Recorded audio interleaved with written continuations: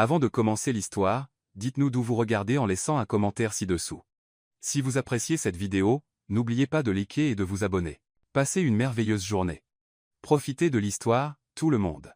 Manhattan, New York. La Pinnacle Tower. Sarah Lopez n'aurait jamais imaginé qu'une simple plainte pour nuisance sonore à 2 heures du matin entraînerait le moment le plus humiliant, et paradoxalement le plus libérateur, de sa vie. Ça suffit. Cria-t-elle, frappant du poing contre la porte renforcée du penthouse. Vous pensez que vous pouvez organiser des fêtes toutes les nuits juste parce que vous avez de l'argent? La musique électronique pulsait à travers le bois d'acajou, étouffant ses protestations. Sarah enchaînait les doubles journées, graphiste le jour, illustratrice freelance la nuit, et elle avait désespérément besoin de ces quelques heures de sommeil. Lorsque la porte s'ouvrit enfin, révélant un homme grand aux cheveux bruns ébouriffés et aux yeux couleur ambre qui semblait évaluer sa valeur nette en temps réel, Sarah perdit complètement son sang-froid. « Oh, c'est vous » dit-il, s'appuyant contre le chambranle avec une arrogance qui fit bouillir le sang de Sarah, la voisine coincée du 15e étage. « Coincée ?» Sarah rit, mais il n'y avait aucune trace d'humour dans son rire. « Coincée ?» Écoutez bien, prince du penthouse. En fait, c'est plutôt roi du penthouse, l'interrompit-il, affichant un sourire qui faisait probablement fondre les autres femmes, mais ne faisait qu'enrager davantage Sarah. Peu importe, roi, prince ou empereur galactique, je m'en fiche. Sa voix résonna dans le couloir, réveillant probablement la moitié de l'étage. Vous êtes un gamin gâté, arrogant et égoïste qui pense que le monde tourne autour de lui.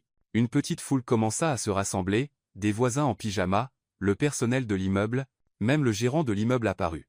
Vous savez quel est votre problème? Continua Sarah, pointant un doigt vers son torse. Vous n'avez jamais entendu le mot nom de toute votre vie. Je parie que vos parents vous ont tout donné sur un plateau d'argent, que vous n'avez jamais travaillé un seul jour, que vous êtes l'un de ces bébés de fonds fiduciaires qui achètent les gens comme ils achètent un café. Son sourire vacilla une fraction de seconde, si rapidement que Sarah faillit ne pas le remarquer. Et savez-vous quoi d'autre? L'argent n'achète pas les bonnes manières. Il n'achète pas la considération. Et il n'achète certainement pas le droit de rendre la vie de tout le monde misérable. Waouh, murmura Madame Garcia du 12e étage. Elle n'y est pas allée de main morte. Sarah conclut, essoufflée, gardez votre musique à un volume humain après 22 heures, ou je rendrai votre vie extrêmement difficile. Et croyez-moi, je suis très créative quand je suis en colère. Un silence de mort. Même la musique s'était arrêtée. L'homme l'observa longuement, ses yeux ambrés scrutant son visage comme s'il mémorisait chaque détail. Intéressant, murmura-t-il enfin. Très intéressant. Puis, à la stupéfaction générale, il sourit, pas ce sourire charmeur et travaillé, mais un sourire sincère et presque ravi. Comment vous appelez-vous, pétard? Sarah cligna des yeux, déstabilisée par ce changement soudain. Quoi? Votre nom? Je pense que je devrais connaître le nom de la femme qui vient de me remettre verbalement à ma place devant la moitié de l'immeuble. Sarah, répondit-elle automatiquement, avant de le regretter immédiatement. Mais ça ne veut pas dire. Eh bien, Sarah, dit-il, lui tendant la main comme s'il était à une soirée chic plutôt que dans un couloir à 2 heures du matin, elle en pyjama taché de café, je suis. Je me fiche de savoir qui vous êtes, le coupa Sarah, ignorant sa main tendue. Contentez-vous de baisser le volume. Elle pivota sur ses talons et marcha jusqu'à l'ascenseur, laissant derrière elle une foule stupéfaite et un héritier milliardaire très intrigué qui venait de vivre quelque chose qu'il n'avait jamais rencontré auparavant, quelqu'un qui se fichait, éperdument de son argent ou de son statut. Alors que les portes de l'ascenseur se refermaient, Sarah aperçut son reflet dans la porte, toujours debout dans l'embrasure, la regardant avec une expression qu'elle ne pouvait pas tout à fait déchiffrer. Elle n'avait aucune idée que l'homme qu'elle venait d'humilier publiquement était Ethan Stonewell, héritier de l'empire Stonewell Enterprise, l'une des familles les plus puissantes d'Amérique, et elle n'avait absolument aucune idée que son éclat venait de faire d'elle la personne la plus intéressante qu'Ethan ait rencontrée dans toute sa vie privilégiée. Le jeu, comme on dit, était sur le point de commencer. Manhattan, New York, siège de Stonewell Enterprise. Ethan Stonewell n'avait jamais été traité de gamin gâté en face. En ses 28 ans d'existence, les gens avaient murmuré dans son dos. Bébé de fonds fiduciaires, prince à la cuillère d'argent, héritier d'entreprise, mais personne n'avait jamais eu l'audace de le lui dire directement jusqu'à la veille.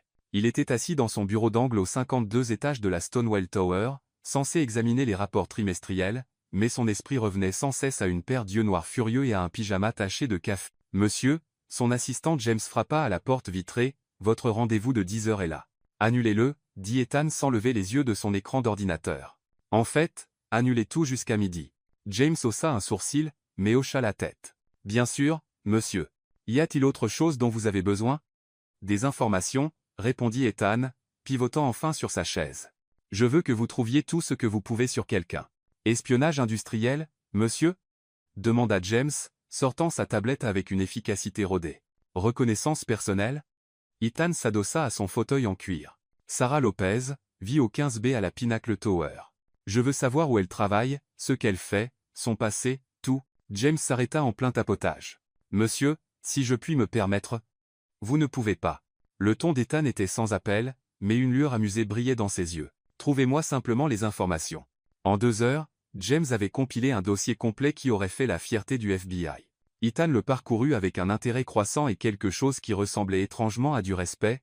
Sarah Elena Lopez, 26 ans, née à Houston, Texas, de parents immigrés propriétaires d'un petit restaurant, bourse complète pour la Parsons School of Design, diplômée summa cum laude.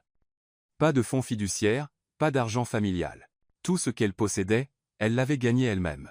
Elle travaillait chez Carter & Associates, une agence de design de taille moyenne à Soho, mais sa véritable passion était son travail d'illustration freelance. Son portfolio, auquel James avait réussi à accéder, était extraordinaire, vibrant, émotionnel, authentique d'une manière que la plupart des œuvres d'art dans le monde d'État ne l'étaient pas. Elle vivait de salaire en salaire, avait des prêts étudiants et travaillait 60 heures par semaine pour se permettre son petit appartement d'une chambre dans son immeuble, le même immeuble où son penthouse coûtait plus par mois qu'elle ne gagnait en un an.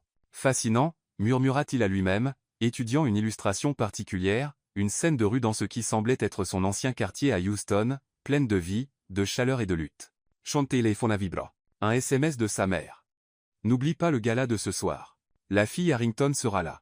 Ah, oui, la scène sociale soigneusement orchestrée, une autre héritière parfaitement polie, une autre alliance stratégique déguisée en romance, une autre femme qui approuverait tout ce qu'il dirait et rirait à toutes ses blagues, qu'elles soient drôles ou non.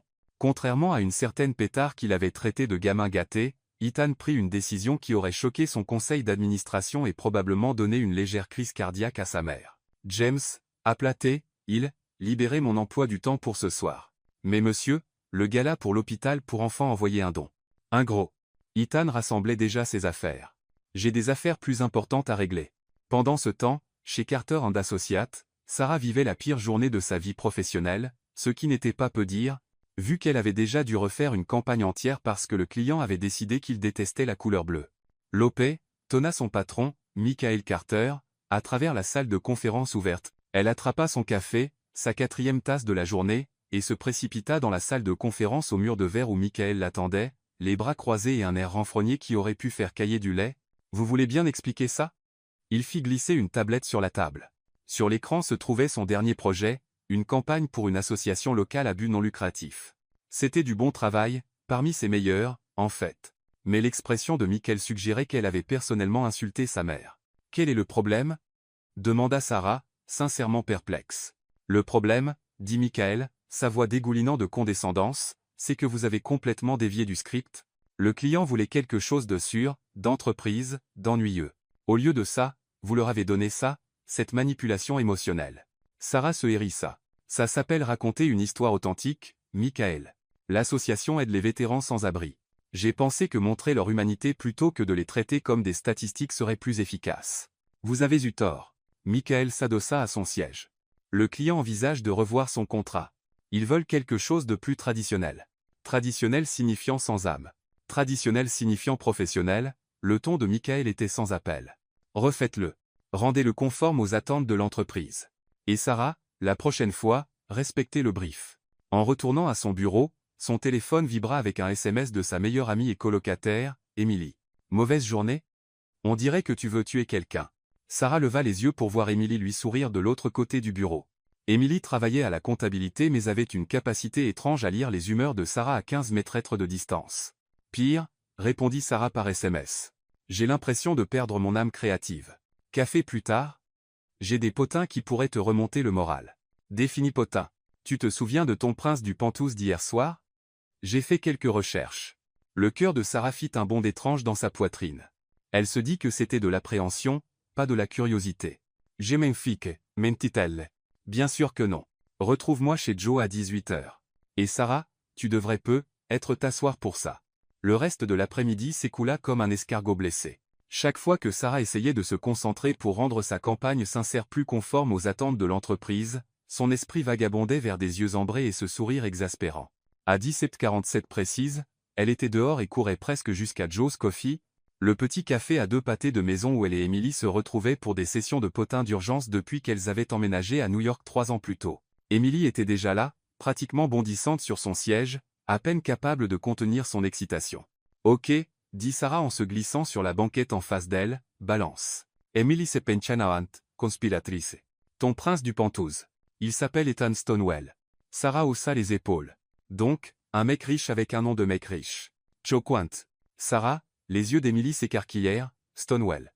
Comme dans Stonewell Enterprise, comme dans l'une des plus grandes entreprises d'Amérique, comme dans sa famille qui vaut environ 12 milliards de dollars. » La tasse de café glissa des doigts de Sarah, claquant contre la soucoupe. « 12 milliards avec un B ?»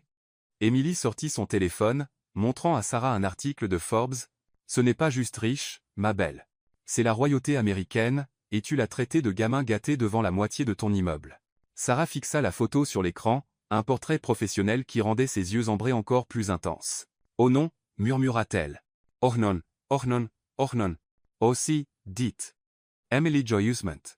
Tu as pratiquement dit à l'un des hommes les plus puissants du pays que l'argent n'achète pas les bonnes manières. Franchement, je suis impressionné que tu sois encore en vie. » Sarah enfouit son visage dans ses mains. « Il va me faire expulser ou arrêter, ou les deux. » « Ou, dit Emily pensivement, il va être intrigué. Réfléchis-y. Quand est-ce que quelqu'un lui a parlé comme à une personne normale pour la dernière fois? Emily, ce n'est pas une comédie romantique. C'est ma vie, et je viens de me faire un ennemi de quelqu'un qui pourrait acheter et vendre toute mon existence sans transpirer. » Mais même en disant cela, Sarah ne pouvait chasser le souvenir de la manière dont son sourire avait changé à ce dernier moment, passant d'un charme travaillé à quelque chose qui semblait presque sincère. Ce qu'elle ne savait pas, c'est qu'à cet instant précis, Ethan Stonewell était assis dans sa Maserati devant son immeuble, débattant s'il devait monter s'excuser pour son comportement. Ce qu'elle ignorait vraiment, c'est qu'il avait déjà décidé que Sarah Lopez était la chose la plus rafraîchissante qui lui soit arrivée depuis des années, et ce qu'elle ne pouvait absolument pas imaginer, c'est que son éclat avait déclenché quelque chose qui allait changer leur deux vies pour toujours. Sarah arriva au travail le lendemain matin avec des cernes sous les yeux et une énergie nerveuse née d'une nuit entière à catastropher. Elle avait à peine dormi, son esprit tourbillonnant avec des scénarios catastrophes impliquant des avis d'expulsion et des accidents mystérieux. Elle était tellement distraite qu'elle faillit marcher droit dans l'énorme arrangement floral posé sur son bureau. « C'est quoi ça ?»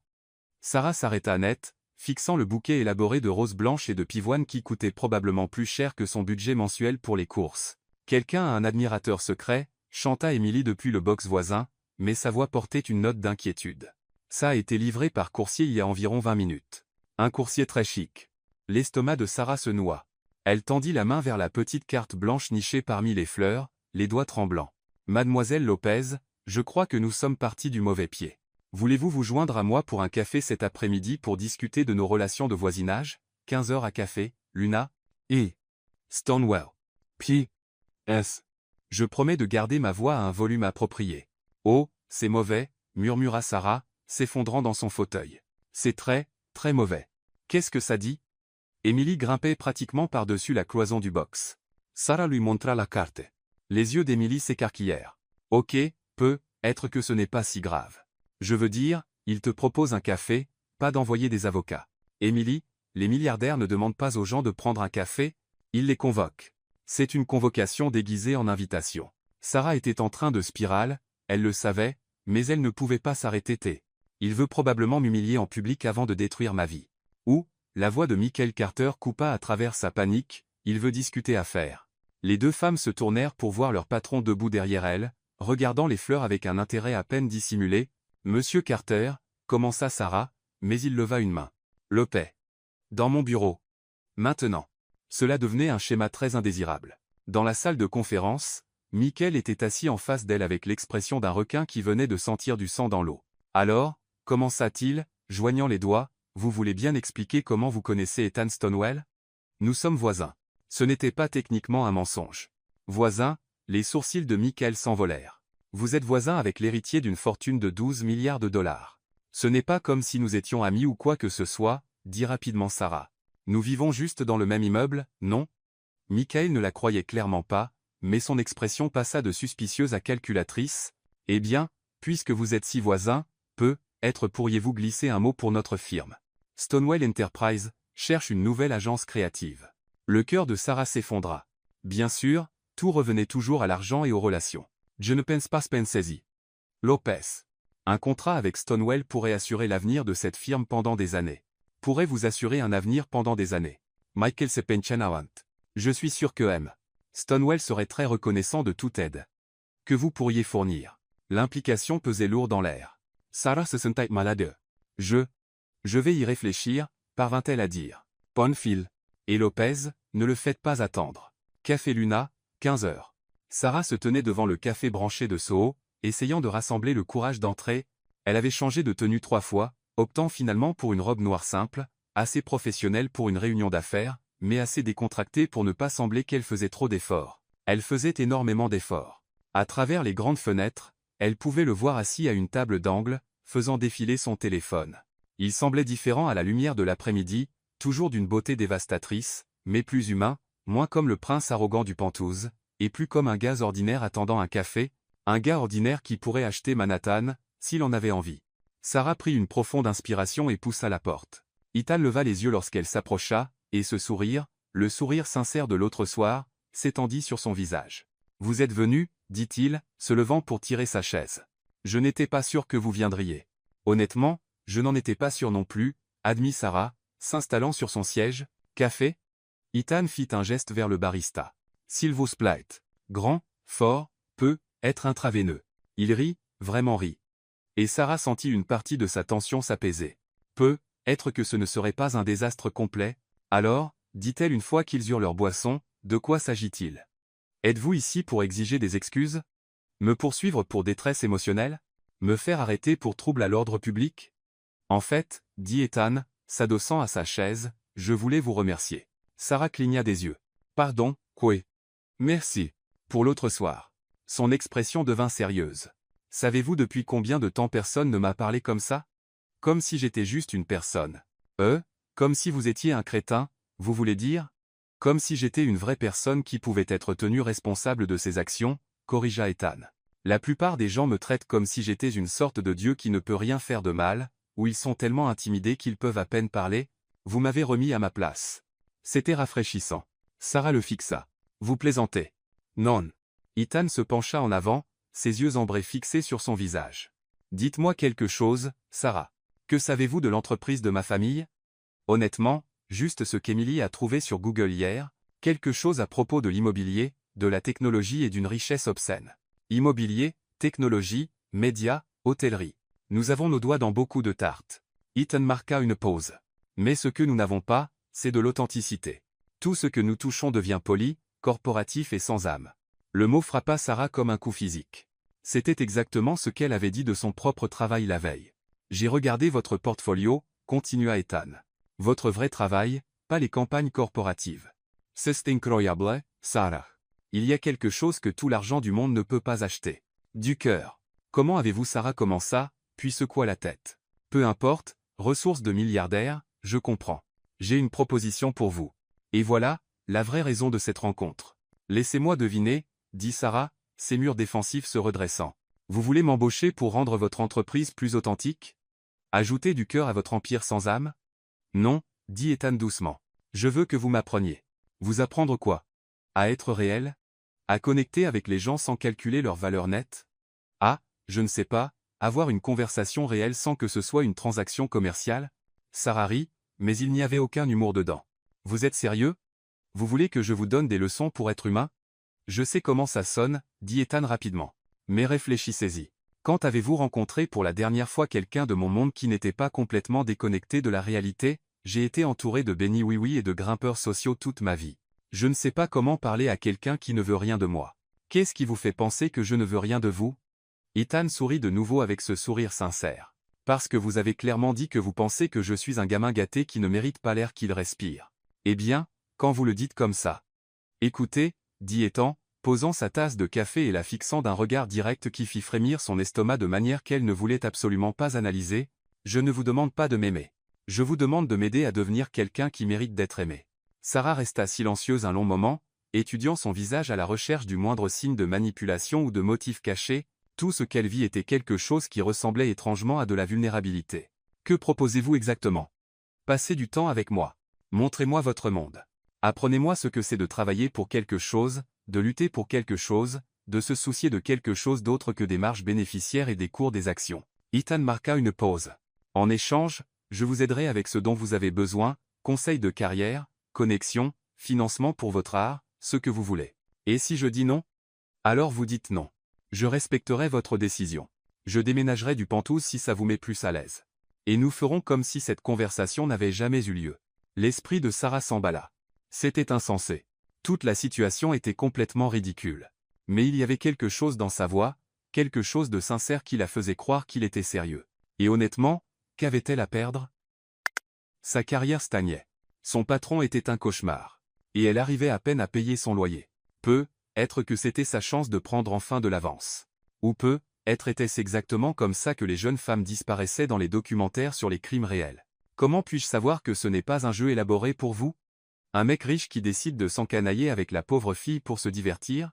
Ethan resta silencieux un moment, puis sortit son téléphone et lui montra une photo, une double page de magazine de lui à un gala de charité, entouré de belles femmes en robes coûteuses, tout le monde affichant, des sourires, parfaits et vides. Est-ce que ça ressemble à du divertissement pour vous? Demanda T. C'est mauvais, Sarah. Chaque jour, chaque événement, chaque conversation, c'est une performance constante. Je ne me souviens même plus de qui je suis sous toutes les attentes et les obligations. Sarah regarda la photo, puis lui. Dans le magazine, il ressemblait à un prince parfait. Assis en face d'elle maintenant, il avait simplement l'air fatigué. 2 semaines, entendit-elle dire. Période d'essai. Vous voulez découvrir le monde réel? D'accord, mais on fait ça à ma manière, selon mes conditions. Pas de traitement spécial, pas de raccourci, pas de jeter de l'argent sur les problèmes. Le visage d'Ethan s'illumina comme si elle venait de lui remettre les clés du royaume. Marché conclu, dit-il immédiatement, tendant la main à travers la table.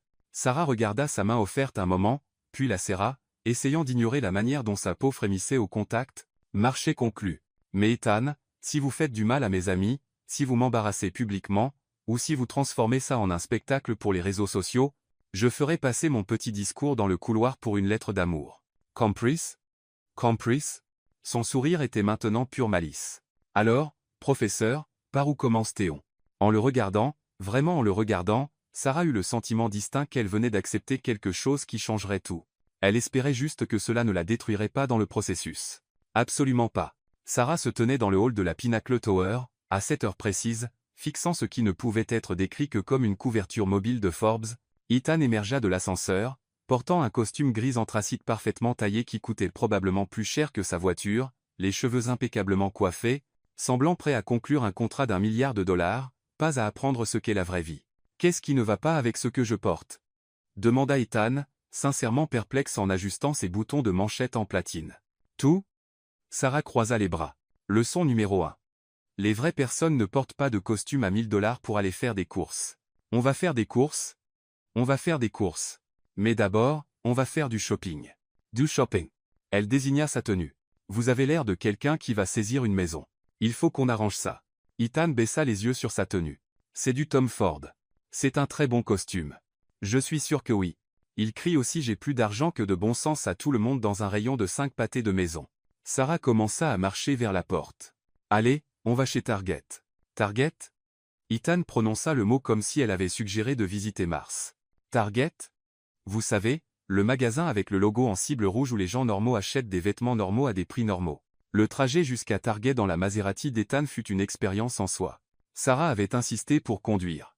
Les vraies personnes n'ont pas de chauffeur, ce qui signifiait qu'Ethan passa tout le trajet à s'agripper à la poignée de la porte et à émettre de petits sons de détresse chaque fois qu'elle changeait de voix. Vous conduisez de manière très agressive, parvint-il à dire alors qu'elle se garait en parallèle entre une Honda Civic et un pick-up. Je conduis normalement. Vous êtes juste habitué à ce que James fasse tout pour vous. Sarah détacha sa ceinture de sécurité et se tourna pour lui faire face. À ce propos, pas d'appel à James aujourd'hui. Pas de carte de crédit sans limite. Pas de mon assistant s'en occupera. Aujourd'hui, vous êtes juste Ethan, un gars ordinaire avec un budget ordinaire. Elle lui tendit une carte de débit prépayée avec exactement 200 dollars dessus. C'est mon budget pour une journée entière. Ethan fixa la carte comme si elle allait le mordre. C'est votre budget pour toute la semaine? Bienvenue dans la réalité, Prince. À l'intérieur de Target, Ethan regardait autour de lui avec l'émerveillement d'un anthropologue découvrant une nouvelle civilisation. Il prit un paquet de t-shirts en coton blanc et examina l'étiquette de prix avec une fascination sincère. 3 chemises pour 12 dollars, murmura-t-il. Ça fait 4 dollars par chemise. Impressionnante compétence en maths, dit Sarah sèchement, jetant un paquet de jeans dans leur panier. Essayez cela. Taille 32x34. Comment avez-vous? J'ai des yeux, et vous n'êtes pas le premier grand maigre pour qui j'ai dû faire du shopping. Elle marqua une pause, réalisant comment cela sonnait.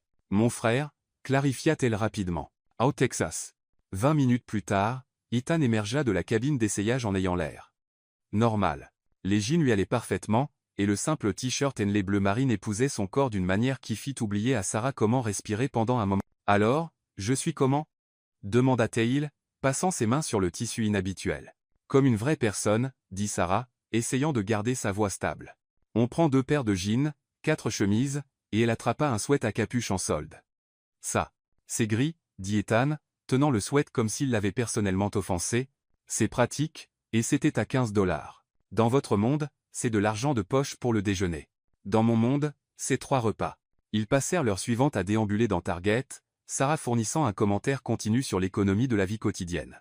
Ethan écoutait avec l'intense concentration de quelqu'un apprenant une langue étrangère, posant des questions allant de pertinentes à absurdes. Pourquoi ne range-t-il pas les produits par couleur?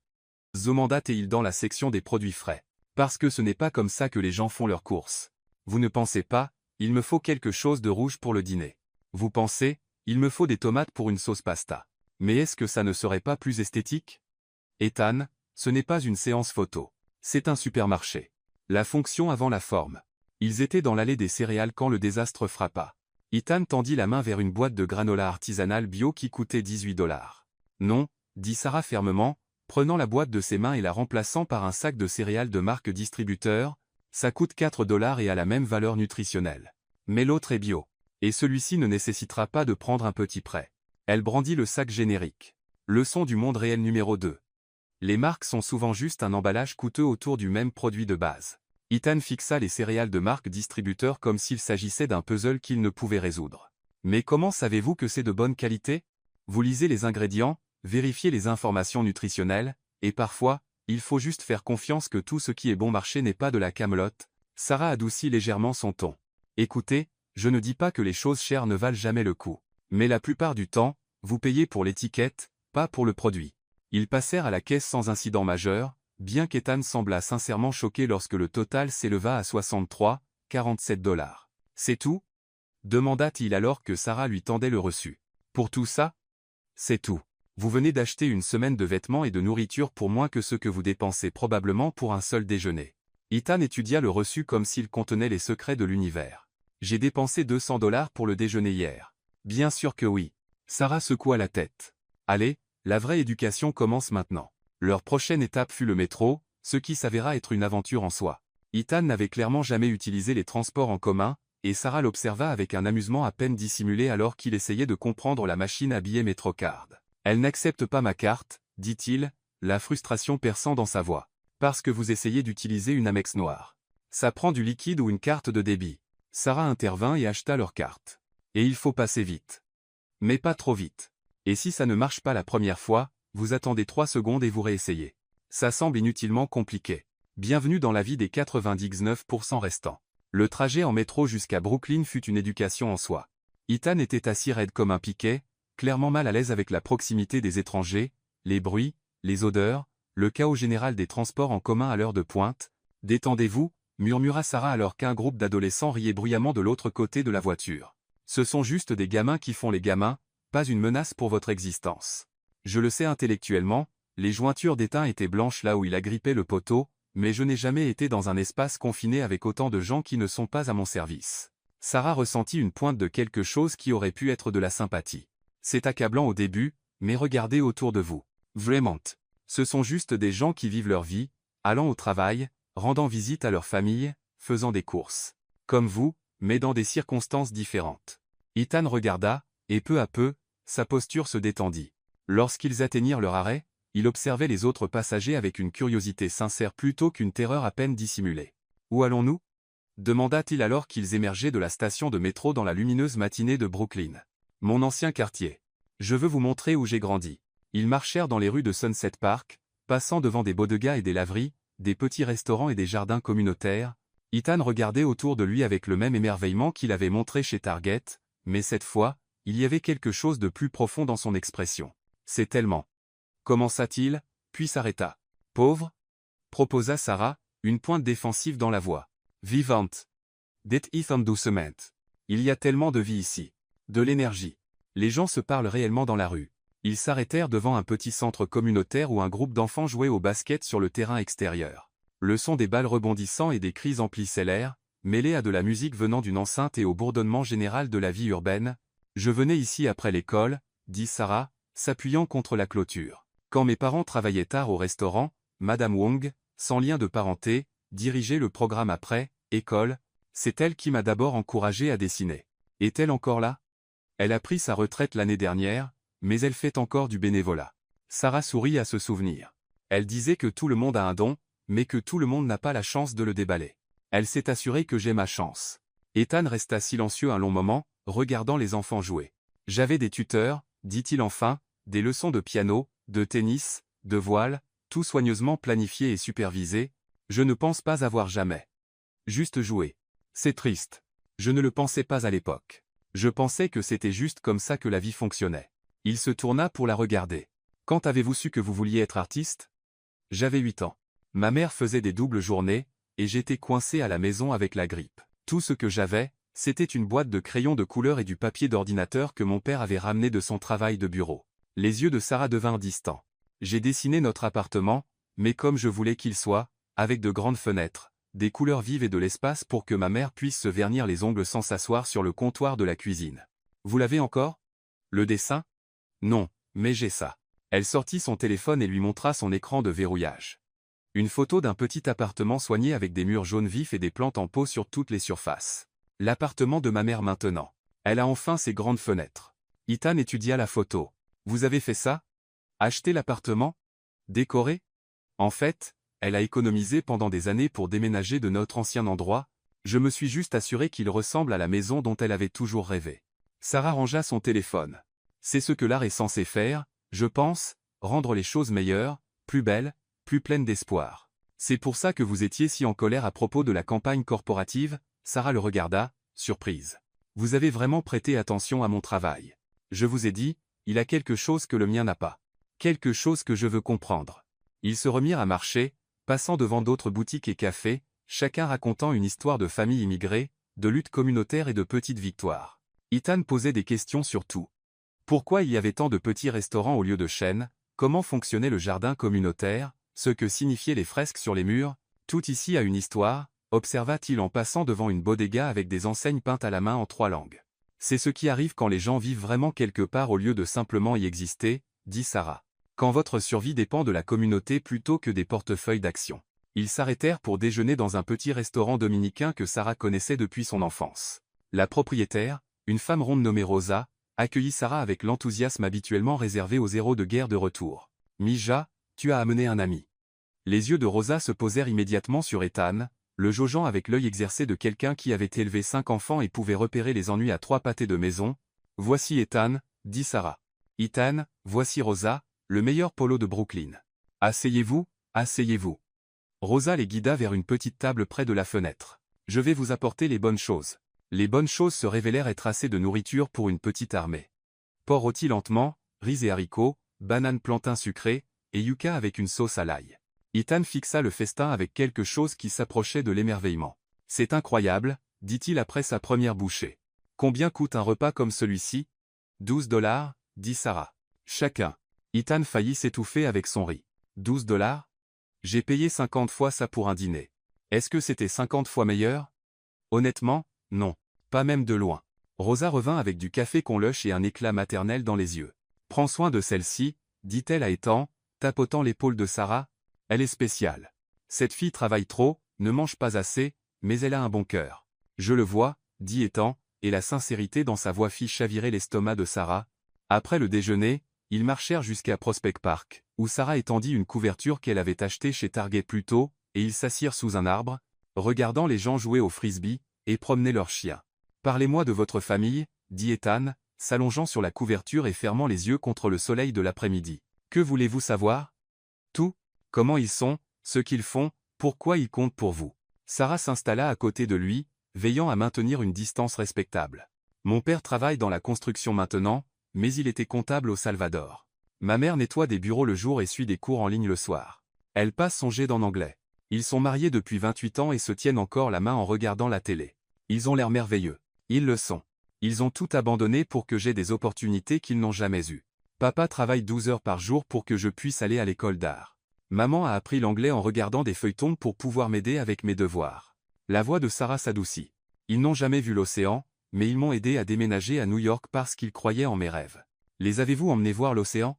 Pas encore, mais je le ferai. Quand j'aurai ma grande percée, quand je serai assez stable financièrement pour prendre des congés, Sarah s'interrompit, réalisant à quel point cela sonnait creux. Un jour. Ethan ouvrit les yeux et se tourna pour la regarder. Pourquoi un jour? Pourquoi pas maintenant? Parce que je peux à peine payer mon propre loyer, encore moins des vacances pour 3 personnes. Et si l'argent n'était pas un obstacle? Mais c'en est un. C'est le plus gros obstacle. Sarah s'assit, en roulant ses bras autour de ses genoux. C'est la différence entre votre monde et le mien, Ethan. Vous pouvez décider de faire quelque chose et le faire. Je dois planifier, économiser, faire des sacrifices et espérer que rien ne va de travers entre-temps. Ça doit être épuisant. Challest. Mais ça rend aussi les choses plus importantes.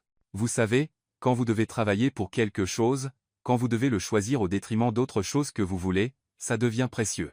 Ils restèrent assis en silence confortable un moment, regardant un groupe d'enfants chasser des bulles tandis que leurs parents riaient et prenaient des photos. « Et votre famille » demanda Sarah finalement. « Comment sont-ils » L'expression d'Ethan devint compliquée. Réussi, motivé, exigeant. Il resta silencieux un moment. Mon père a construit l'entreprise de toutes pièces, commençant par un seul projet de construction et en faisant un empire. Il est brillant, impitoyable et complètement consumé par le travail. Et ma mère, tout aussi brillante, mais d'une manière différente. Elle gère le côté social de notre empire. Gala de charité, connexion politique, s'assurant que nous maintenions la bonne image. Chaque interaction est stratégique. Les aimez-vous? La question sembla prendre Ethan au dépourvu. Oui, bien sûr. Mais je ne sais pas si je les aime beaucoup. Et je ne suis pas sûr qu'ils sachent vraiment qui je suis sous toutes leurs attentes. Que voulez-vous dire? Je veux dire que j'ai été préparé à prendre la tête de l'entreprise depuis l'âge de 5 ans. Chaque école, chaque activité, chaque ami a été choisi pour atteindre cet objectif. Je ne sais pas ce que j'aurais choisi pour moi-même si j'avais eu le choix. Sarah étudia son profil. Qu'est-ce que vous pensez que vous auriez choisi? Je ne sais pas. Être l'architecture. J'ai toujours été fasciné par les bâtiments, par la manière dont ils peuvent faire sentir les gens, mais c'était trop proche de la construction, trop ouvrier pour l'héritier Stonewall. Il n'est pas trop tard, vous savez, pour découvrir ce que vous voulez. Ethan rit, mais il n'y avait aucun humour dedans. J'ai 28 ans, Sarah. J'ai un conseil d'administration, des milliers d'employés, des actionnaires qui attendent certains rendements. Je ne peux pas simplement décider de devenir architecte. Pourquoi pas? Parce que j'ai des responsabilités, des obligations. Des gens dépendent de moi. Les gens dépendent aussi des architectes. Ils dépendent juste d'eux pour des choses différentes. Sarah se recoucha, se tournant pour lui faire face. Vous savez ce que je pense? Quoi? Je pense que vous avez peur. Peur de quoi? Peur de découvrir qui vous êtes quand vous n'êtes pas Ethan Stonewall, héritier de milliards. Peur de découvrir que vous n'êtes pas aussi spécial qu'on vous l'a dit toute votre vie. Ethan resta silencieux si longtemps que Sarah se demanda si elle était allée trop loin. Enfin, il parle. Et si je ne suis pas spécial? Je veux dire, et si sous tout l'argent, le nom et les attentes, je suis juste, ordinaire? Alors vous seriez comme nous autres, dit Sarah doucement. Et être que vous comprendriez enfin pourquoi l'ordinaire peut être extraordinaire. Ils restèrent dans le parc jusqu'à ce que le soleil commence à se coucher, parlant de rêves, de peur et de l'espace étrange entre qui vous êtes et qui vous êtes censé être. Lorsqu'ils rentrèrent enfin à Manhattan, Ethan était silencieux et pensif. « Merci, dit-il alors qu'il se tenait dans le hall de leur immeuble, pour aujourd'hui, pour tout ça. Ne me remerciez pas encore, dit Sarah, appuyant sur le bouton de l'ascenseur. Il nous reste 6 jours, et demain, nous allons parler de ce que c'est vraiment de travailler. Dois-je avoir peur? Sarah sourit. Absolument.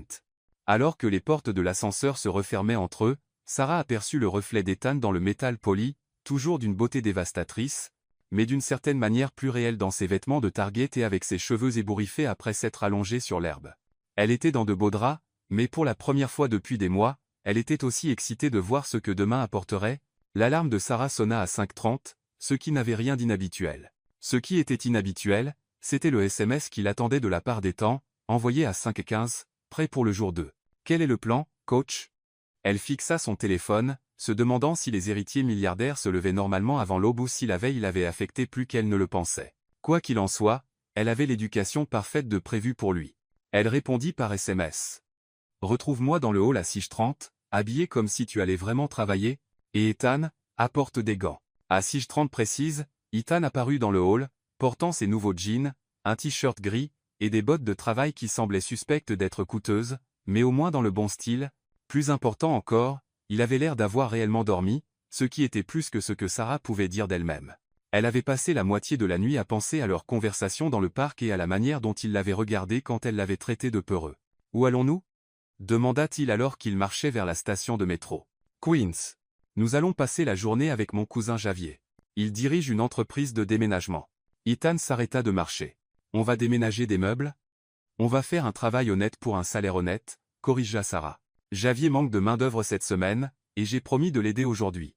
Puisque vous voulez découvrir le monde réel, vous allez apprendre ce que c'est de gagner de l'argent avec votre dos plutôt qu'avec votre cerveau. » Le trajet en métro jusqu'à Queens était différent de la veille.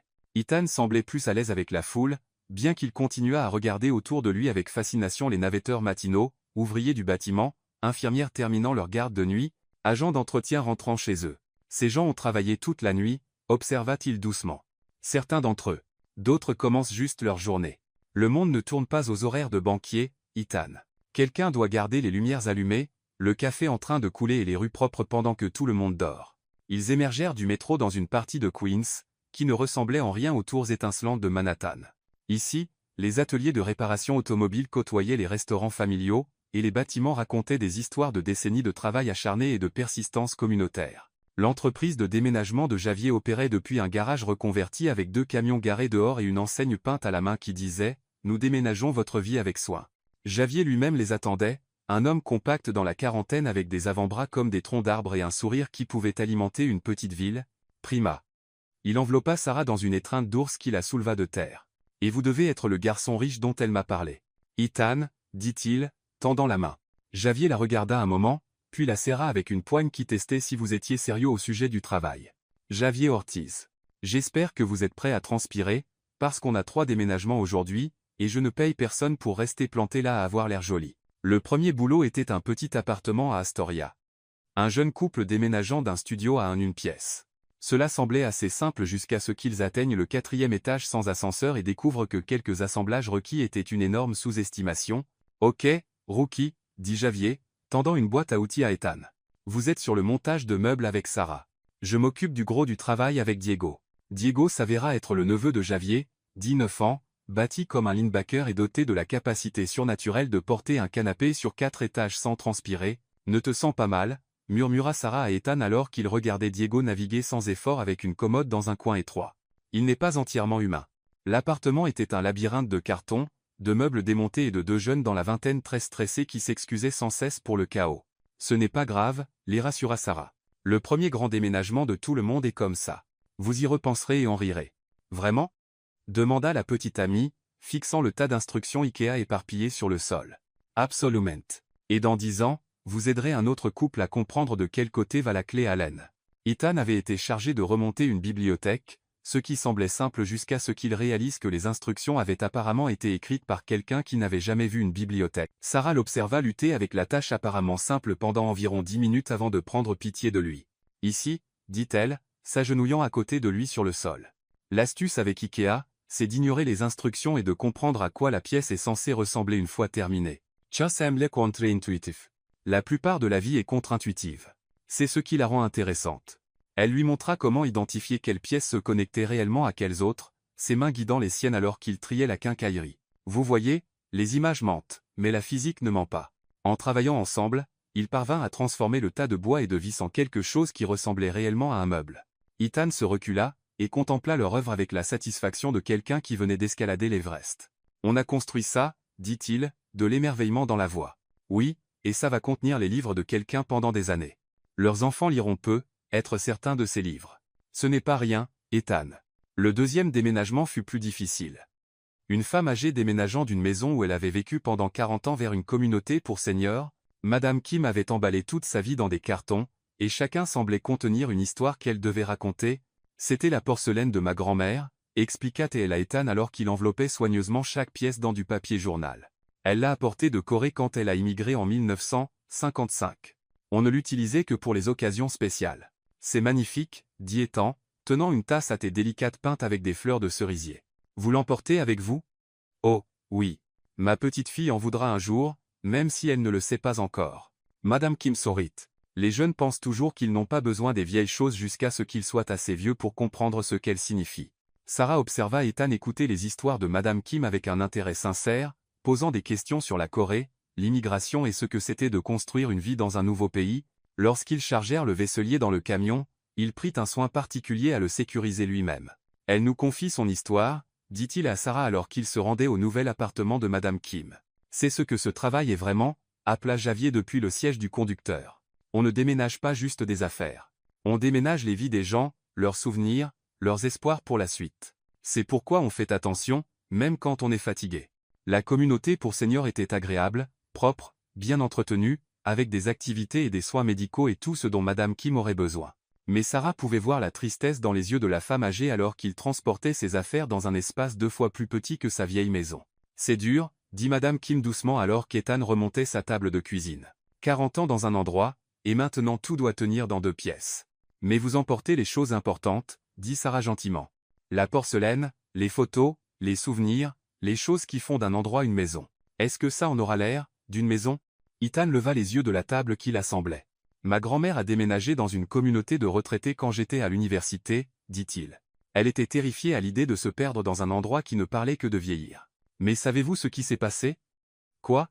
Elle est devenue la directrice sociale officieuse, a lancé un club de lecture, organisé des soirées de jeux, appris aux autres résidents à utiliser des ordinateurs pour discuter en vidéo avec leurs petits-enfants. Elle disait que c'était la première fois depuis des années qu'elle se sentait utile plutôt que juste vieille.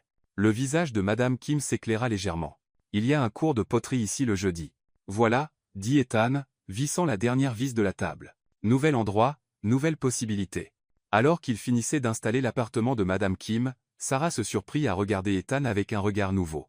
Il ne se contentait pas de faire les gestes ou de jouer à être normal. Il se connectait réellement avec les gens, trouvant des moyens de rendre leur journée un peu plus lumineuse. Le 3e déménagement fut le plus difficile à ce jour. Une famille de 5 personnes déménageant d'un appartement exigu à un autre légèrement moins exigu, avec 3 jeunes enfants dans les pattes et des parents qui semblaient ne pas avoir dormi depuis environ 6 ans. « Je suis désolé pour le chaos », dit la mère, Rachel, alors qu'ils examinaient l'appartement qui semblait avoir été frappé par une tornade de jouets. On a essayé d'emballer tout, mais avec les enfants. Ne vous excusez pas, dit Javier. On a des enfants. Aussi, on sait comment c'est. Les enfants, âgés de 3, 5 et 7 ans, traitaient le déménagement comme une aventure, ce qui signifiait qu'ils étaient à la fois utiles et complètement dans le chemin. Le petit de 3 ans, Liam, semblait particulièrement fasciné par Ethan. « Vous êtes un géant ?» demanda Liam, fixant Ethan avec de grands yeux. « Non, je suis juste grand, » dit Ethan, s'accroupissant à son niveau. « Vous êtes un super-héros? Parce que vous avez l'air d'avoir des super-pouvoirs ?» Liam gloussa et se lança dans une explication élaborée de ses diverses capacités de super-héros, qui incluait apparemment le pouvoir de faire disparaître les jouets dans les coussins du canapé et la capacité de manger exactement la moitié de n'importe quel repas placé devant lui. Pendant que Javier et Diego s'occupaient des gros meubles, Sarah et Ethan furent chargés d'emballer les chambres des enfants, une tâche qui s'avéra plus complexe que quiconque ne l'avait prévu. « Comment ont-ils autant de choses ?» murmura Ethan alors qu'ils examinaient la chambre du petit de 5 ans, qui ressemblait à une explosion de Toys R Us. « Les enfants accumulent des choses, » expliqua Sarah, emballant soigneusement une collection d'animaux en peluche. Chaque jouet a une histoire. Chaque livre est un favori. Chaque projet d'artisanat est un chef-d'œuvre qu'on ne peut pas jeter. Ma chambre d'enfant n'était rien de tout ça, dit Ethan, enveloppant une maison de poupées dans du papier bulle. Tout avait sa place. Tout était éducatif ou adapté à ma position dans la vie. Avec quoi jouiez-vous? Des jouets éducatifs, des jeux d'échecs, des livres sur l'histoire et les affaires. Ethan tendit un ours en peluche usé. Ring the tell. Tsest-M. Cuddles, annonça Sophie, 5 ans, apparaissant dans l'embrasure de la porte. Il est très important. Je vois ça, dit Ethan sérieusement. On dirait un ours qui a vécu beaucoup d'aventures. Tsest vrai? Il est venu avec moi chez le docteur quand j'ai eu mes vaccins, et il dort avec moi toutes les nuits. Et une fois, il est tombé dans les toilettes, mais maman l'a lavé, et il allait bien. Ethan envelope passoineusement M. Cuddle dans du papier de soie doux. Eh bien, nous ferons en sorte qu'il arrive en sécurité dans votre nouvelle chambre. Un ours aussi important mérite un traitement spécial. Sophie rayonna et s'éloigna en sautillant, satisfaite que son jouet adoré soit entre de bonnes mains. Vous êtes doué avec les enfants, observa Sarah. Je n'ai jamais vraiment été en contact avec eux, mais ils sont honnêtes. Ils disent ce qu'ils pensent et ressentent ce qu'ils ressentent sans calculer les implications sociales ou financières. Ça doit être rafraîchissant. Ça l'est, en fait. Le déménagement dans le nouvel appartement impliqua 3 allers-retours sur 2 étages, les enfants aidant en portant de petits cartons et fournissant un commentaire continu sur tout ce qui se passait autour d'eux.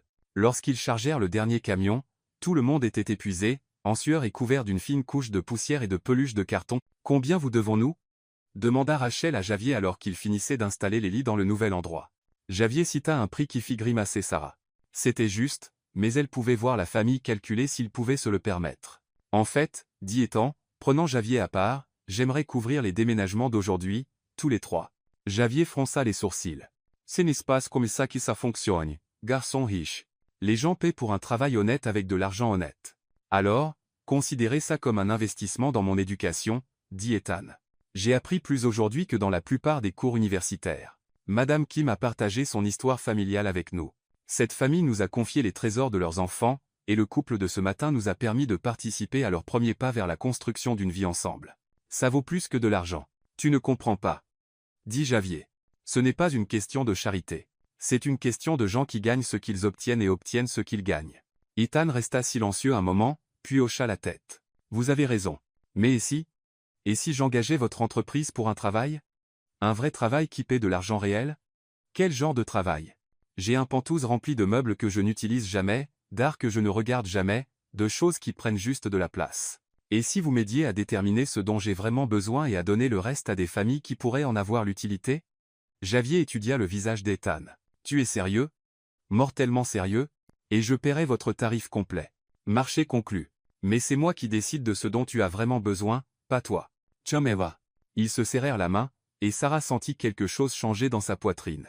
Ce n'était pas le prince gâté qu'elle avait engueulé 3 jours plus tôt.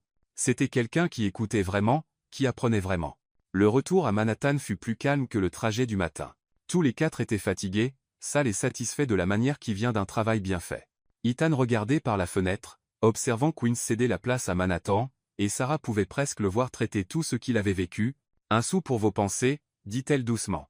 Je pense sans cesse à la porcelaine de Madame Kim, dit Ethan.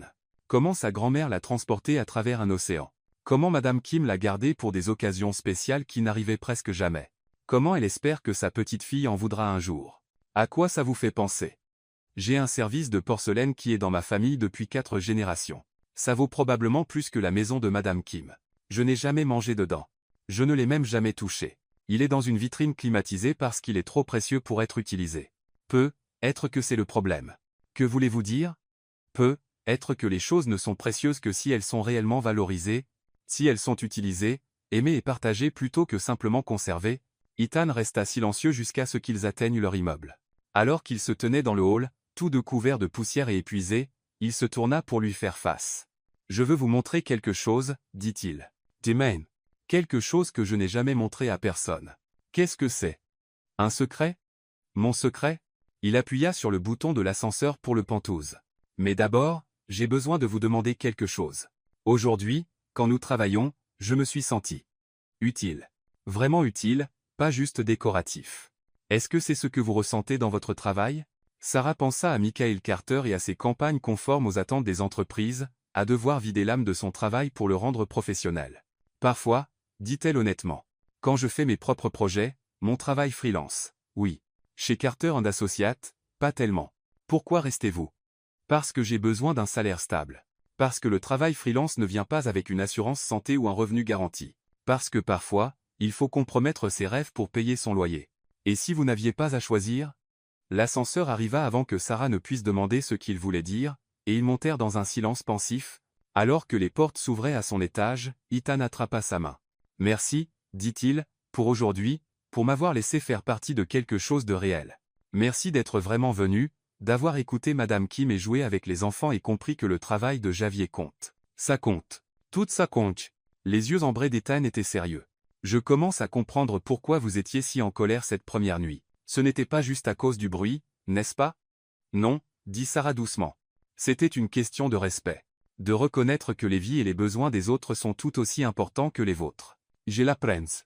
Lentement, mais je l'apprends. Alors que les portes de l'ascenseur se refermaient entre eux, Sarah réalisa que quelque part entre Target et le vaisselier de Madame Kim, Elle avait cessé de considérer Ethan comme un projet à réparer et avait commencé à le voir comme, eh bien, comme quelqu'un dont elle commençait réellement à se soucier. Ce qui était un problème, car dans 4 jours, leur accord serait terminé, et il retournerait à sa vie de milliardaire tandis qu'elle retournerait à son travail d'entreprise écrasant son âme. Mais pour l'instant, elle était trop fatiguée pour s'inquiéter de l'avenir.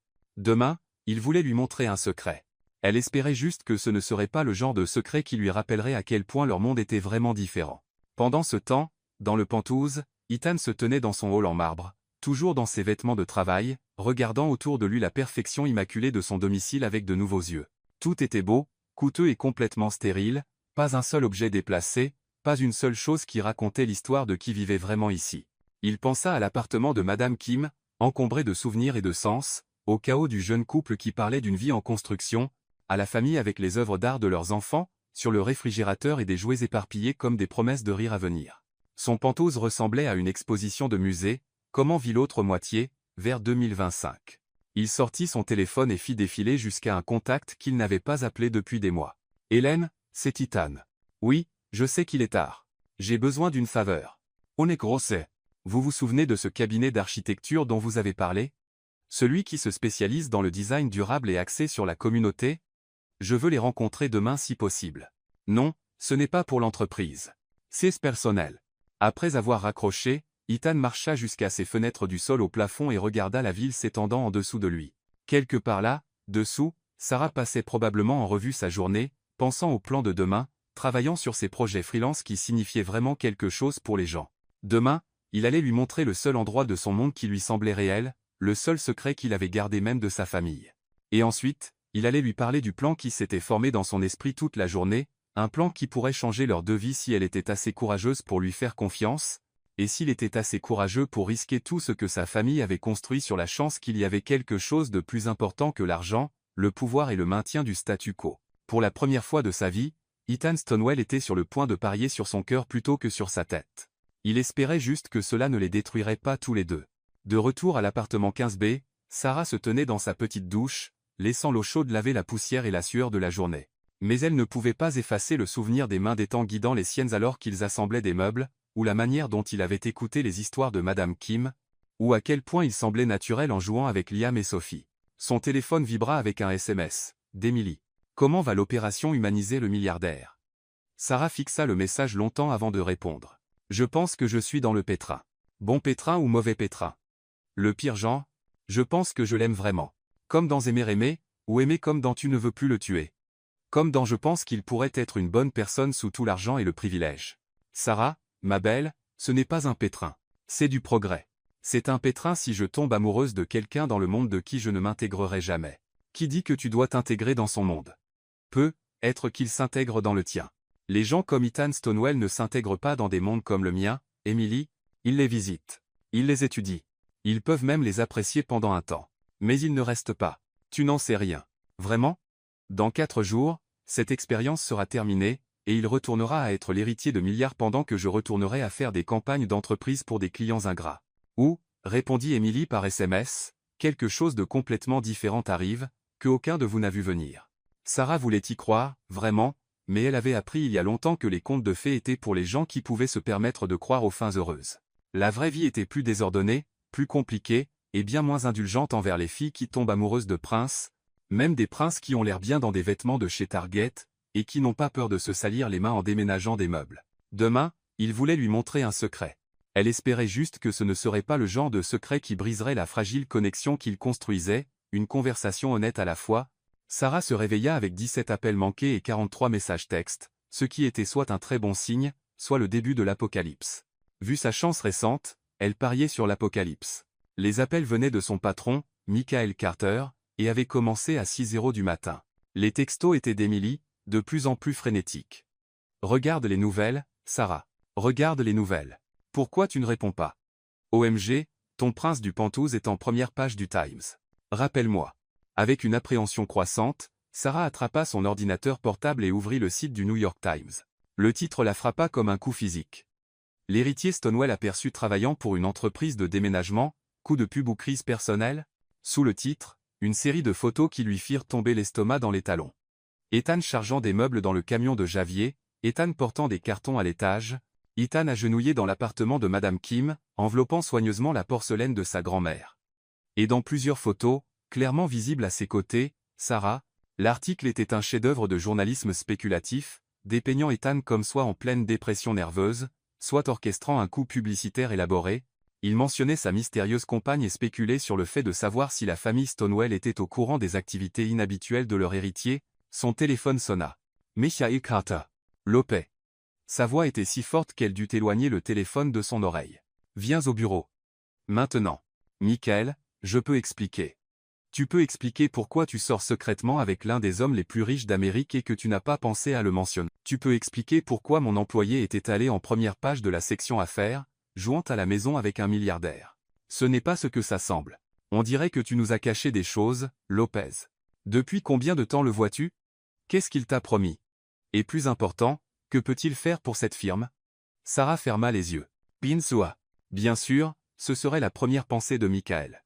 Je serai là dans 1 heure, dit-elle, et raccrocha avant qu'il ne puisse lancer un autre interrogatoire. Elle fixait encore les photos quand son interphone grésilla. La voix d'Ethan crépita. Sarah, peux-tu me laisser monter? Il faut qu'on parle. Quand elle ouvrit la porte, Ethan semblait ne pas avoir dormi.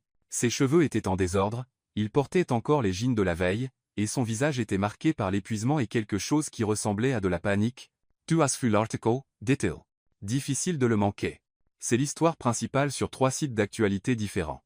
Sarah s'écarta pour le laisser entrer, puis ferma la porte et s'y adossa. Comment ont-ils su où nous étions? Quelqu'un les a prévenus. Probablement quelqu'un dans l'un des immeubles où nous avons déménagé hier. Ethan passa ses mains dans ses cheveux. Sarah, je suis tellement désolé. Je n'ai jamais pensé, j'aurais dû considérer que ça pourrait arriver. Tu aurais dû considérer que traîner avec des gens normaux pourrait faire la une? Ouais, c'est définitivement quelque chose que tu aurais dû prendre en compte. La voix de Sarah était plus tranchante qu'elle ne l'avait prévu, mais elle avait peur, elle était en colère et se sentait complètement dépassée. Je sais que tu es en colère. Je ne suis pas en colère, Ethan. J'ai peur. Elle lui montra son téléphone, qui affichait maintenant 57 appels manqués. Mon patron est furieux. Il y a des reporters qui m'appellent, et selon Twitter, je suis soit une croqueuse de diamants, soit une influenceuse qui essaie de booster son profil, le visage d'Ethan pâlit. Que veux-tu que je fasse? Je peux faire une déclaration, préciser que c'était juste. Juste quoi? Un mec riche qui joue à être normal pendant quelques jours? Un milliardaire qui s'encanaille avec la pauvre fille pour se divertir? La voix de Sarah se brisa légèrement, parce que c'est sûr que c'est ce que ça ressemble vu d'ici. Ils se regardèrent à travers son petit salon, et Sarah vit le moment où Ethan réalisa à quel point il avait mal calculé la situation. Il faut que j'y aille, dit-elle, attrapant sa veste. Je dois gérer mon patron et trouver comment sauver ma carrière avant que ça empire. Sarah, attends non, Ethan, just non. C'est exactement ce que je craignais qu'il arrive. Ton monde et le mien ne se mélangent pas. Ils s'écrasent l'un contre l'autre, et des gens comme moi se retrouvent blessés. Elle le laissa debout dans son appartement et partit pour ce qu'elle était certaine serait la pire journée de sa vie professionnelle. Carter & Associates. 10H30. Le bureau de Michael Carter ressemblait à un tribunal. Il était assis derrière son énorme bureau comme un juge tandis que Sarah lui faisait face depuis la chaise de l'accusé. Le journal était étalé entre eux comme une preuve de ses crimes. Alors, commença Michael, sa voix trompeusement calme, Ethan Stonewall, héritier d'une fortune de 12 milliards de dollars. Et vous avez été quoi? En couple avec lui, en train de jouer à la maison? En train de mener une sorte d'expérience sociale? C'est compliqué, dit Sarah, ce qui était à la fois vrai et totalement inadéquat. Décompliquer ça, parce que de mon point de vue, on dirait que mon employé est secrètement impliqué avec l'un des hommes les plus puissants d'Amérique et n'a pas pensé à partager cette information avec son employeur, parce que c'est personnel, Michael. Ma vie personnelle ne concerne pas l'entreprise. Ça devient l'affaire de l'entreprise quand ça finit en première page du Times. Michael Sepenchanawant. As-tu la moindre idée de ce qu'un contrat avec Stonewall Enterprise pourrait signifier pour cette firme? On parle de dizaines de millions de dollars de revenus. Je ne vais pas monnayer mes relations personnelles pour un gain corporatif. Monnayer? Lopez? Je parle de réseautage, d'utiliser les connexions que tu as pour bénéficier à tout le monde ici. N'est-ce pas ce que tu veux? Du succès, de l'avancement, la chance de travailler sur des projets plus grands et plus importants? Sarah le fixa. À quel prix? Quel prix? Tu es déjà impliqué avec cet homme. Je suggère juste que tu en tires le meilleur parti. Et si je refuse? Le sourire de Michael était froid. Eh bien, ce serait décevant, surtout vu à quel point l'industrie du design est compétitive de nos jours. À quel point il peut être difficile de trouver de nouvelles opportunités si tu te fais une réputation de personne non coopérative, la menace était claire comme de l'eau de roche. Sarah sentit quelque chose mourir dans sa poitrine, le dernier vestige de respect qu'elle avait pour son travail, son patron, toute sa situation professionnelle. « Je vois, » dit-elle doucement. « Je savais que tu comprendrais. Maintenant, pourquoi ne pas appeler ton petit ami et organiser une réunion? Rien de trop agressif, juste une conversation décontractée sur les besoins créatifs de son entreprise. » Sarah s'éleva lentement. « Michael? Oui? Va au diable. » Elle sortit de son bureau, passa devant les visages curieux de ses collègues, devant l'expression inquiète d'Emily, et alla directement à son bureau.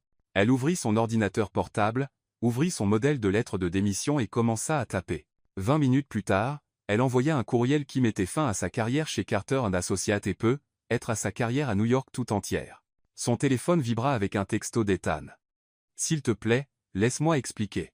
Retrouve-moi à l'endroit que je voulais te montrer hier. L'adresse est 47 West 13th Street, niveau sous-sol. » Sarah fixa le message longtemps.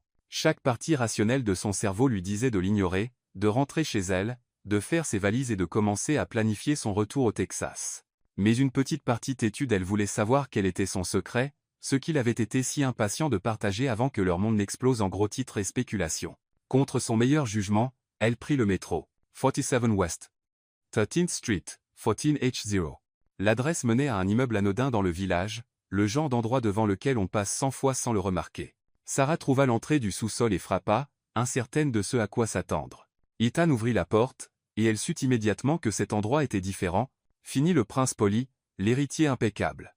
Il semblait bru, vulnérable, presque nerveux. « Merci d'être venu. » dit-il doucement. « Je n'étais pas sûr que tu viendrais. Je ne suis pas sûr de pourquoi je l'ai fait. » Il la guida dans un couloir étroit et à travers une porte marquée privée, et Sarah se retrouva dans l'atelier le plus magnifique qu'elle ait jamais vu. L'espace était immense. Clairement un sous-sol converti avec des murs de briques apparentes et un éclairage industriel. Mais ce qui lui coupa le souffle, ce furent les maquettes. Des maquettes architecturales couvrant toutes les surfaces, chacune plus complexe et époustouflante que la précédente. « Qu'est-ce que cet endroit ?» murmura-t-elle. « Mon secret, » dit Ethan, sa voix douce. « Je loue cet espace depuis 3 ans, travaillant sur des conceptions, construisant des maquettes, apprenant tout ce que j'aurais dû apprendre à l'école d'architecture. » Sarah se déplaça dans l'espace comme dans un musée, examinant chaque maquette avec une stupéfaction croissante. Ce n'étaient pas les structures froides et corporatives qu'elle associait à Stonewall Enterprise. C'étaient des bâtiments chaleureux, humains, conçus pour les communautés, des logements abordables avec des jardins, des centres communautaires avec des espaces flexibles, des développements à usage mixte qui rassemblaient des familles de travailleurs et des petites entreprises. « Ethan, c'est incroyable », souffla-t-elle, s'arrêtant devant une maquette qui ressemblait à un quartier entier. Celui-ci surtout. On dirait une communauté complète. C'est East Harlem, dit-il, venant se tenir à côté d'elle. Je travaille sur une proposition pour des logements abordables qui ne ressemblent pas à un projet immobilier. À revenu mixte, durable, conçu pour rassembler les gens plutôt que de les isoler. As-tu montré ça à ta famille, à ton entreprise? Ethan rit, mais il n'y avait aucun humour dedans.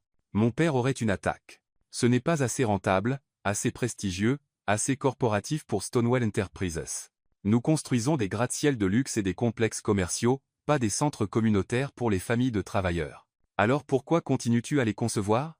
Ethan resta silencieux un moment, passant son doigt le long du bord de la maquette. Parce que je pense sans cesse à Madame Kim, à cette famille avec 3 enfants qui essaie de trouver un endroit qu'ils peuvent se permettre, à tes parents qui travaillent à 2 emplois juste pour survivre. Les bâtiments que je conçois pour Stonewall ne résolvent pas de problème.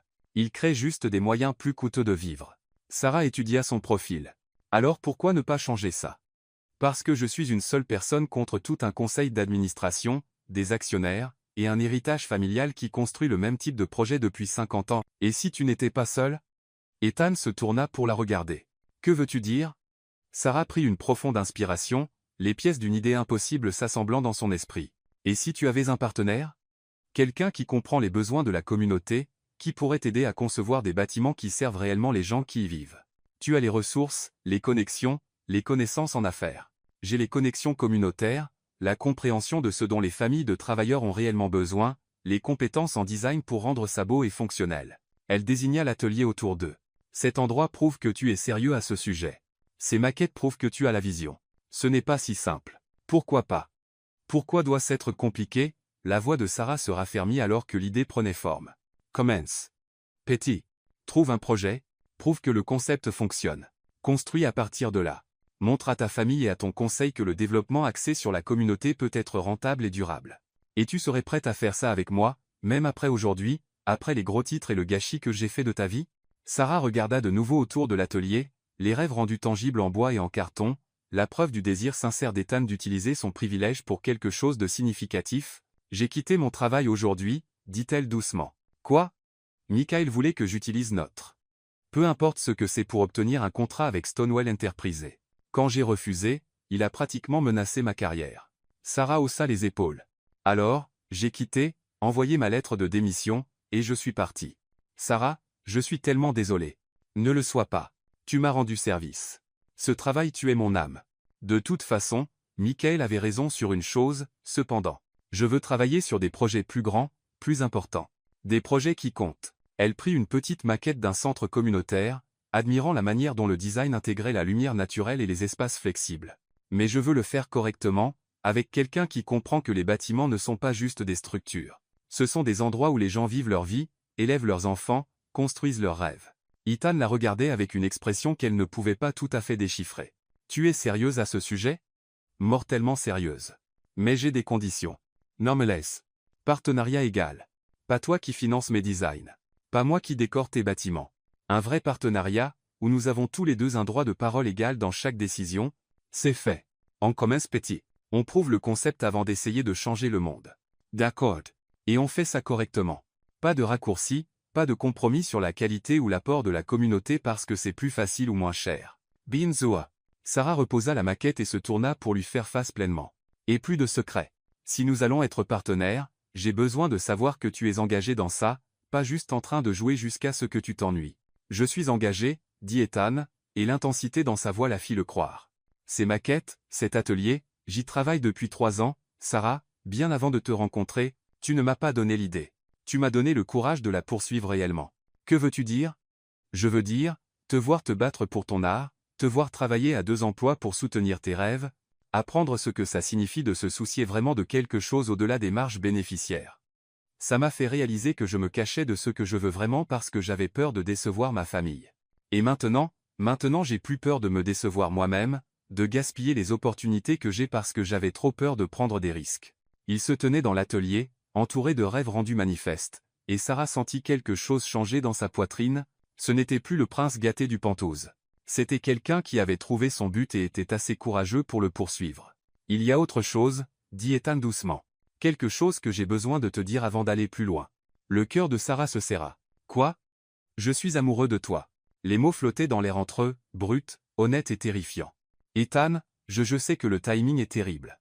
Je sais que tout est compliqué et désordonné, et nous sommes probablement tous les deux fous d'envisager ce partenariat, mais j'avais besoin que tu saches. Il s'approcha. J'ai passé toute ma vie entouré de gens qui voulaient quelque chose de moi, mon argent, mon nom, mes connexions. Tu es la première personne qui m'a donné envie d'être meilleur, juste parce que tu croyais que je pouvais l'être.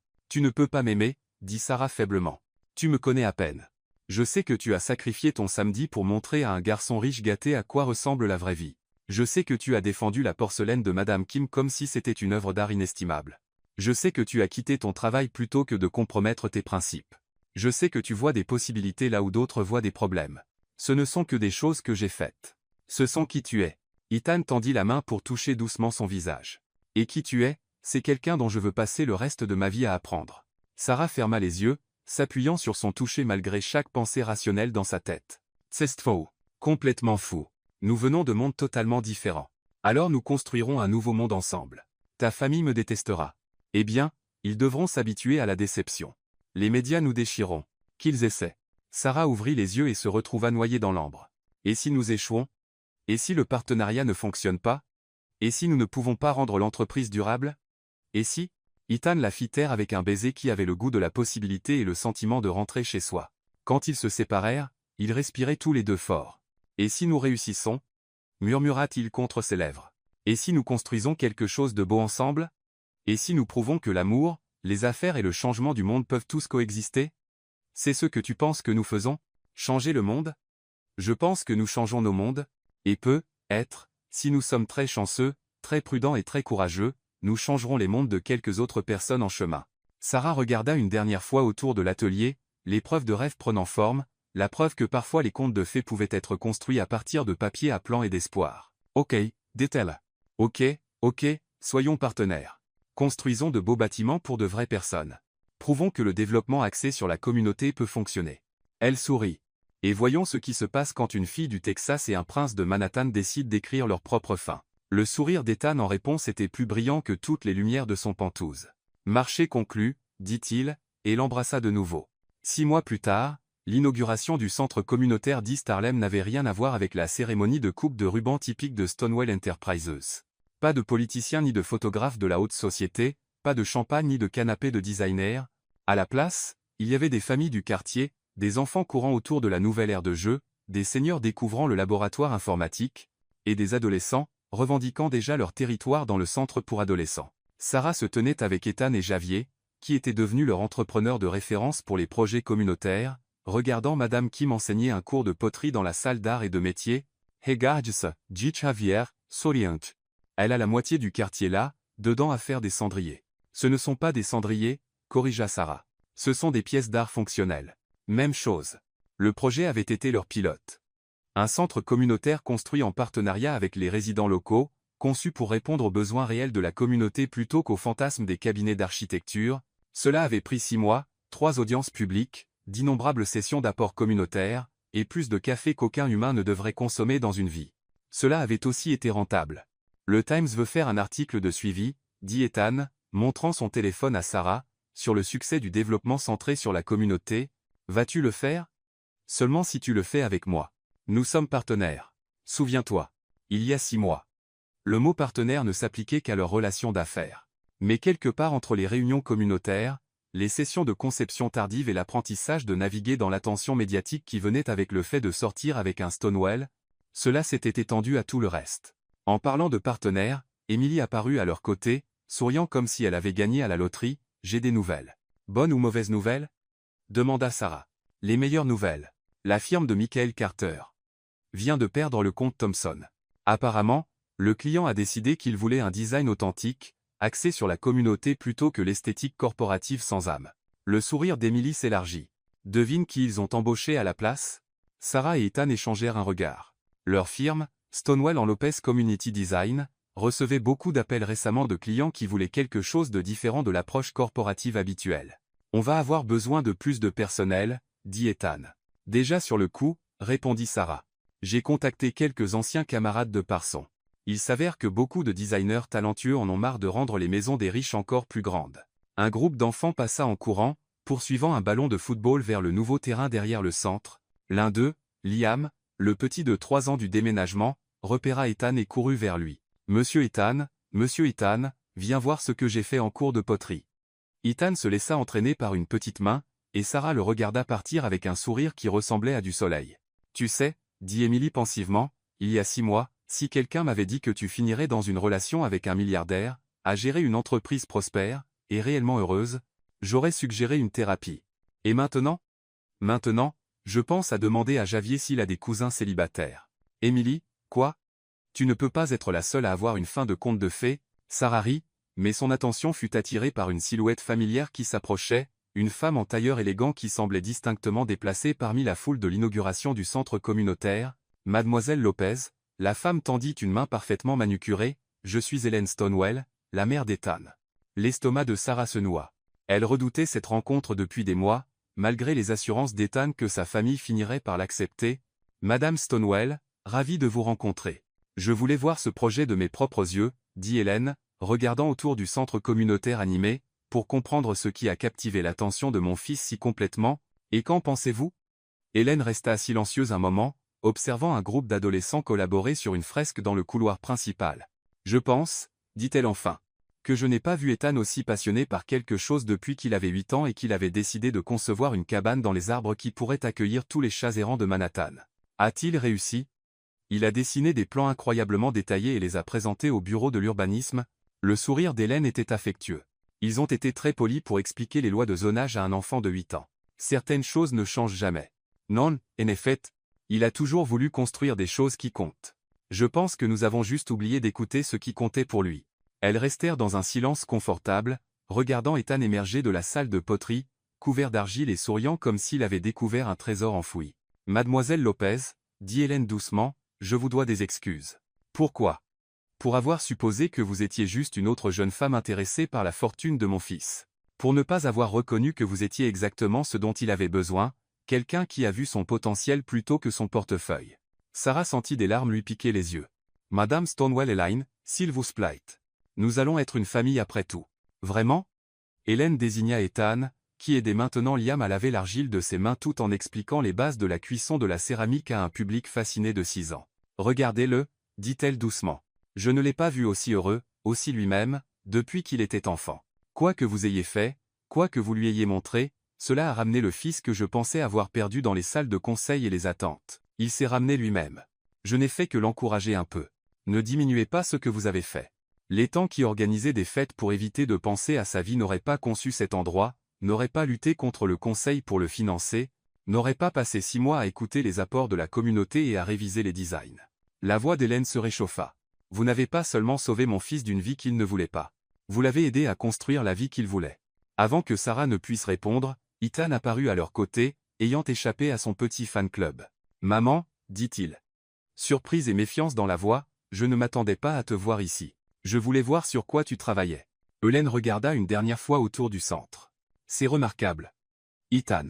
Vraiment remarkable. » « Ce n'est que le début, dit Ethan, tendant inconsciemment la main vers celle de Sarah. « Nous avons des plans pour des logements abordables, des développements à usage mixte, des projets de design axés sur la communauté à travers la ville, et le conseil est favorable. Le conseil apprend à être favorable.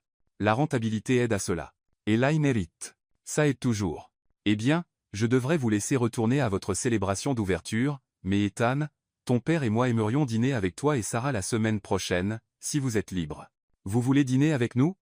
Je veux apprendre à connaître la femme qui a fait que mon fils se souvienne de qui il voulait être quand il grandirait. » Après le départ d'Hélène, Ethan se tourna vers Sarah avec une stupéfaction écrite sur le visage. « Ça s'est mieux passé que prévu, » observa Sarah. « Ça s'est mieux passé que ce que j'osais espérer. » Ethan serra sa main. « Prête pour la dédicace officielle? » La cérémonie de dédicace était simple. Juste Ethan et Sarah debout devant le centre communautaire avec une foule de voisins, d'enfants et de seniors qui avaient fait leur ce projet. Au lieu d'un ruban, ils coupèrent une chaîne en papier faite par le programme après, école, chaque maillon décoré de dessins de ce que le centre signifiait pour différentes personnes. « Il y a 6 mois, dit Ethan à la foule, je pensais savoir à quoi ressemblait un développement réussi. Ça ressemblait à des immeubles hauts, des matériaux coûteux, et des marges bénéficiaires qui impressionnaient les actionnaires. » Il jeta un coup d'œil à Sarah, qui hocha la tête pour l'encourager. « Mais j'ai appris quelque chose de cette communauté, des gens qui vivent d'ici, travaillent ici et élèvent leur famille ici. J'ai appris que le vrai succès ne se mesure pas en dollars. Il se mesure en vie améliorée, en communauté renforcée, et en rêve rendu possible. » La foule applaudit, et Madame Kim cria, « Parlez-leur de la salle de poterie. » Tout le monde rit, et le discours préparé d'Ethan se transforma en une conversation improvisée sur les caractéristiques préférées du centre, les programmes à venir, et les suggestions pour les futurs projets. Plus tard, alors que le soleil se couchait et que la célébration d'ouverture touchait à sa fin, Sarah et Ethan se retrouvèrent seuls dans le centre, entourés du chaos confortable d'un espace déjà bien aimé. « Fatiguée ?» demanda Ethan, l'enlaçant par derrière. Épuisée, heureuse, terrifiée par ce qui vient ensuite. Sarah s'appuya contre sa poitrine. L'habituel. Ce qui vient ensuite, c'est qu'on rentre à la maison, on commande une pizza, et on passe demain matin à répondre aux appels de communautés qui veulent leur propre centre. C'est ton opinion professionnelle, Monsieur Stonewall? C'est mon opinion professionnelle, Mademoiselle Lopez. Bien que j'ai encore un point d'affaire à discuter. Oh? Ethan la tourna pour lui faire face, et le cœur de Sarah s'arrêta quand elle vit la petite boîte en velours dans sa main. Ethan Stonewall, qu'est-ce que tu fais? Quelque chose que je planifie depuis notre 3e jour de partenariat, quand tu m'as crié dessus pour avoir voulu acheter du carrelage importé alors que le fournisseur local avait des options parfaitement bonnes. C'est un moment très précis pour tomber amoureux. C'était le moment où j'ai réalisé que tu ne m'apprenais pas seulement sur la communauté. Tu m'apprenais à construire une vie qui comptait. Ethan s'agenouilla là, au milieu du centre communautaire qu'ils avaient construit ensemble. Sarah Lopez, veux-tu m'épouser? Veux-tu être ma partenaire en tout, affaires, vie, changer le monde un bâtiment à la fois? Sarah le regarda, cet homme qui avait commencé comme un prince arrogant et était devenu quelqu'un qui proposerait dans un centre communautaire entouré d'œuvres d'enfants et de l'odeur persistante d'argile de poterie. Oui, dit-elle, et sa voix ne trembla qu'un peu. Oui, je vais t'épouser. Mais Ethan oui. La prochaine fois que tu veux faire une demande, prévient une fille pour qu'elle puisse arranger ses cheveux. Ethan se leva et glissa la bague à son doigt. Une simple bande élégante avec une pierre qui captait la lumière comme un rayon de soleil emprisonné. Tes cheveux sont parfaits, dit-il, l'embrassant doucement. Tout dans ceci est parfait. Alors qu'ils se tenaient dans leur centre communautaire, entourés des preuves de ce qui était possible quand le privilège rencontrait le but et que l'amour rencontrait l'ambition, Sarah réalisa que les contes de fées n'étaient pas du tout à propos de princes sauvant des princesses. Ils étaient à propos de deux personnes imparfaites décidant de construire quelque chose de beau ensemble, une conversation honnête à la fois. Et si ce n'était pas une fin heureuse, c'était définitivement un début parfait. Épilogue. 1 an plus tard, le mariage eut lieu à Prospect Park, à l'endroit même où Ethan avait d'abord parlé à Sarah de sa famille, et où elle l'avait défié de découvrir ce qu'il voulait vraiment. C'était petit, intime, et totalement parfait.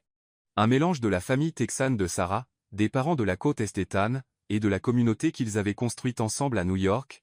Javier accompagna Sarah dans l'allée, puisque son père était coincé dans des démarches d'immigration qui ne seraient pas résolues avant 6 mois. Madame Kim fit la lecture. Un poème sur la construction de maisons qui abritent non seulement des corps, mais aussi des rêves. Liam et Sophie furent respectivement porteurs d'anneaux et filles aux fleurs, et réussirent à accomplir leur tâche sans catastrophe majeure. La réception eut lieu au centre communautaire d'East Harlem, parce que, bien sûr, c'était là.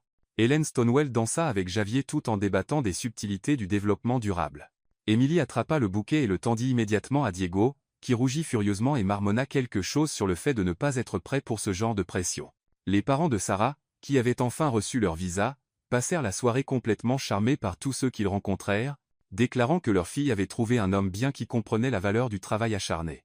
Pas mal pour un garçon riche, dit son père à Ethan pendant la danse père-fille qu'il avait insisté pour avoir avec son nouveau gendre. J'ai eu un bon professeur, répondit Ethan, faisant tournoyer la mère de Sarah avec une grâce surprenante. À la fin de la soirée, alors qu'il ramassait les assiettes en papier et pliait les tables, Sarah trouva Ethan assis sur les marches à l'entrée du centre communautaire, toujours en smoking, mais avec son nœud papillon défait et ses manches retroussées. Pas de regret? Demanda-t-elle, s'installant à côté de lui. À propos de t'épouser? Jamais? Ethan la serra contre lui. À propos d'avoir notre réception dans un centre communautaire plutôt qu'au plaza? Aussi, jamais, ta mère semble avoir survécu au traumatisme. Ma mère a passé la moitié de la soirée à demander à Madame Kim les coordonnées de son professeur de poterie. Je pense qu'elle prévoit de suivre des cours. Ils restèrent assis dans un silence confortable, regardant le quartier qui était devenu le leur, pas parce qu'ils le possédaient, mais parce qu'ils y appartenaient.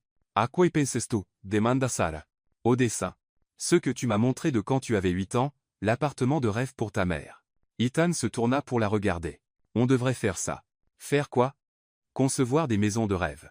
Pas juste des centres communautaires et des logements abordables, mais de vraies maisons de rêve pour des gens qui ne pensaient jamais pouvoir s'en offrir une. Les yeux de Sarah s'écarquillèrent. Ethan, c'est brillant. C'est ton idée. Je ne fais que la voler. C'est notre idée. C'est ce que font les partenaires. Ils volent les meilleures idées de l'autre et les rendent meilleures. Alors, on va vraiment faire ça? Construire une entreprise qui conçoit des maisons de rêve pour des familles de travailleurs? On le fait déjà, dit Sarah, désignant le centre communautaire, on va juste en faire plus. Je t'aime, Sarah Stonewell. Je t'aime aussi, Ethan Lopez Stonewell. Ce sera vraiment mon nom? Salé si tu veux une facturation égale dans l'annuaire de l'entreprise. Ethan rit et embrassa sa femme sous les réverbères d'East Harlem, entouré des rêves qu'ils avaient construits ensemble et de ceux qu'ils planifiaient encore de construire. Ce n'était pas la fin que l'un ou l'autre avait attendue lorsqu'ils s'étaient d'abord heurtés dans ce couloir il y a 2 ans. C'était mieux. Fin.